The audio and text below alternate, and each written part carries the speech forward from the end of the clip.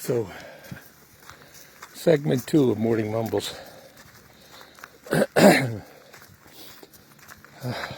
Just walking up that hill.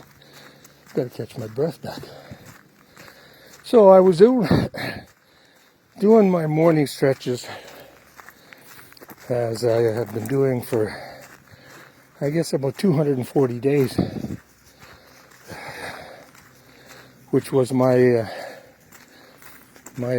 regimen for trying to get rid of the pain, which is now gone, the pain that I had in my hip and leg all back in February. And so I was thinking today, you know, in the old days when I was a teenager at high school, we used to do exercises in the gym to get stronger. And as a wrestler, we were training quite often, sometimes 7 days a week, all to get stronger and in better shape. So today I'm lying there doing my stretches, and I say, why am I doing this? Because it hurts like a bastard to get down on the floor, and then as you do a certain move or whatever else, you feel the tightness and the stiffness and the pain that goes with it. And after a few repetitions, the pain diminishes, and the tightness and the stiffness kind of diminishes. And I said to myself, you know, I think I'm doing this not to become stronger, but to try to delay becoming weaker, which is not the same motivation that I had when I was a teenager. I don't know about other folks out there that have a regimen. I think many people do. Some don't, but many do. As we age, my belief is keep active in whatever way. I no longer do the jogging that I did for 30 some odd years. The old knees were giving me a message.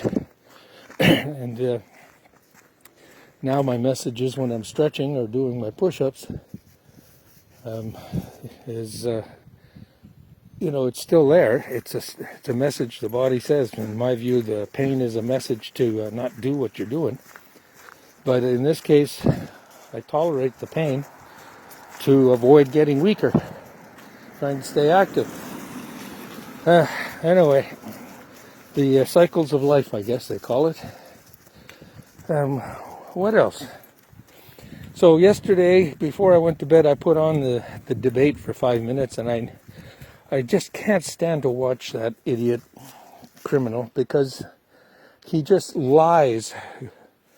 He's a serial sociopath liar, sociopathic liar, psychopathic maybe.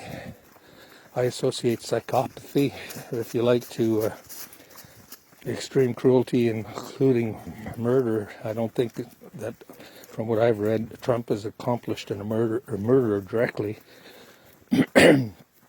You could rightly argue that the pandemic and his ignorant, negligent, deliberate action or lack of action is the cause of deaths, unneeded and avoidable deaths, and therefore by definition is murder. And I would accept that.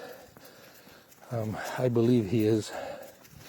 But anyway, back to the debate. I watched it for about less than 5 minutes on the way up to go and read my book, and I noticed that he was actually talking in a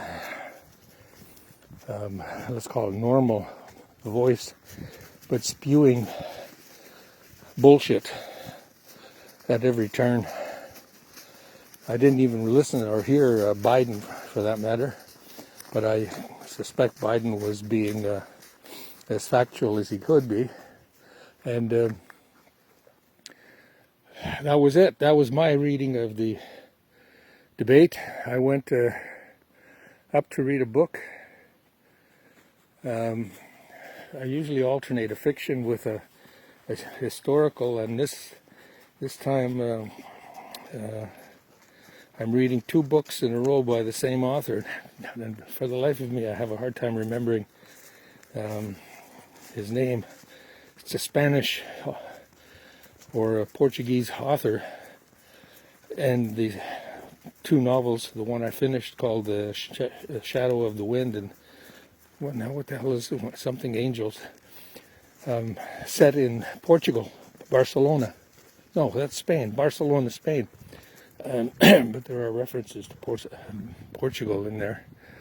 And Zafran, I think, is his last name. Anyway, very well written.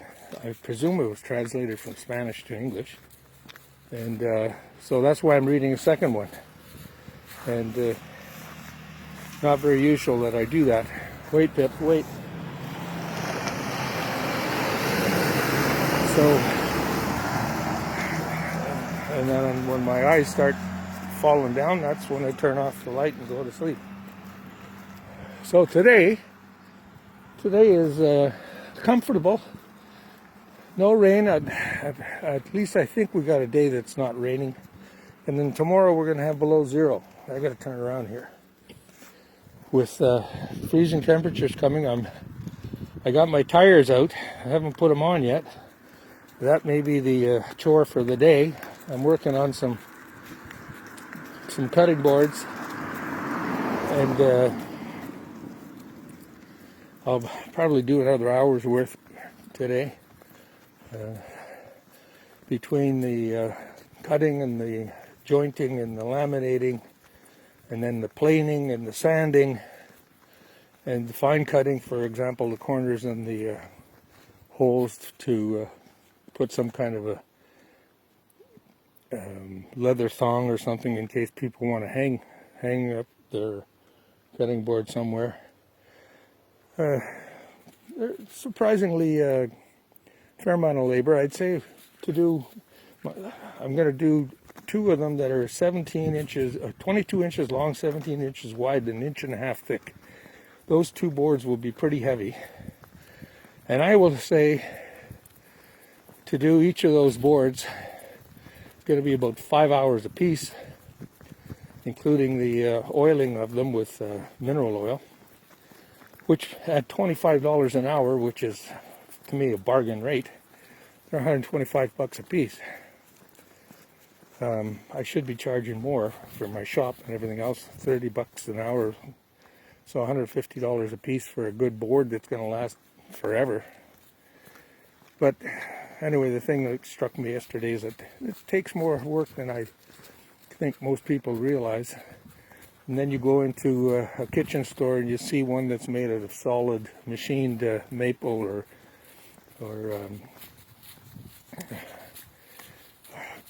most of the ones I've seen are maple, and they're selling them for $30 or $35.